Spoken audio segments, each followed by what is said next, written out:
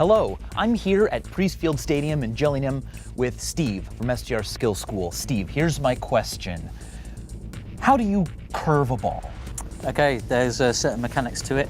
So basically with the football, if you connect with the edge of the ball, it will create a spin, so the airflow around it will allow it to swerve in a direction that you want it to go. So if I show you with the boot here, if you hit the edge of the ball, it will just generate that spin.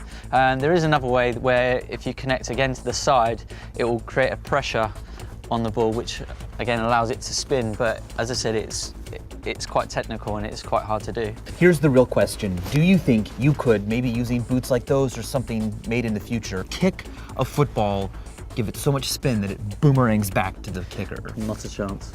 Not a chance. All right, well, let's take a look at how one might be able to boomerang a football. To even think about boomeranging a football, we need to understand why the ball curves in the first place. A moving object is subjected to forces from the air through which it passes. This is one of Newton's basic laws of motion. A spinning ball deflects the air rushing past it, and this air builds up on one side, altering its trajectory. This sideways pressure is known as the Magnus force, and the faster the ball is spinning, the more deviation may occur. One of the most famous free kicks of the last 20 years is Roberto Carlos against France in 1997. Now in this instance, the ball took approximately 1.1 seconds to travel the 35 meters from boot to net. From this distance, the diminutive Brazilian created a deviation of approximately 4 meters. But our goal is to not hit the net. For our ball to create enough momentum to send it back from whence it came, let's extrapolate. Imagine this 35-meter distance is the diameter of a circle. We know that this circle's circumference would be approximately 110 meters, but we don't need the ball to travel 360, we just want it back where it started, halfway, 55 meters, around 14 times more deviation than Carlos achieved. Okay, fine, so let's just hit the ball harder and faster, right? Wrong, because the increased velocity would simply overpower the spin. In fact, we need our ball to slow down to aid its curve. The point at which the bend is most acute is the moment where forward momentum is lost and the Magnus force is able to dictate direction.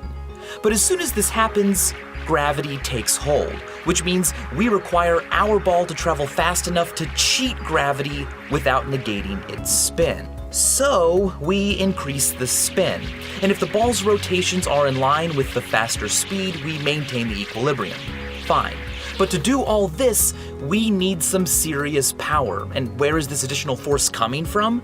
Well, step forward, Isaac Newton. Mass times acceleration equals force. Our force in this instance is the kicker, and I refer you to my previous description of Roberto Carlos, diminutive.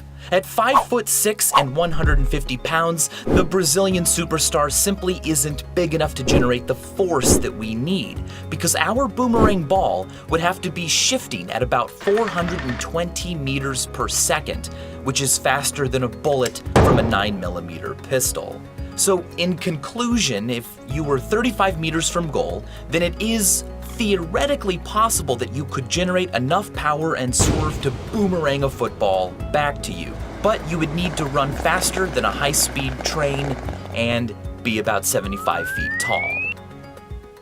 So there you go. If you love football, check out Copa 90 and subscribe. I'm Michael Stevens coming to you from Gillingham, and as always, thanks for watching.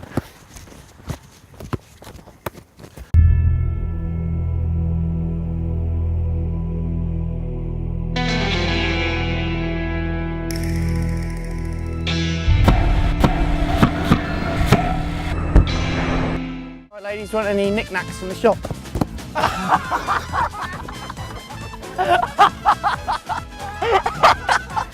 Replay, watch this. Well, what a machine the Steve Roberts is. Put it on your Christmas list, I say to man. Yeah, absolutely.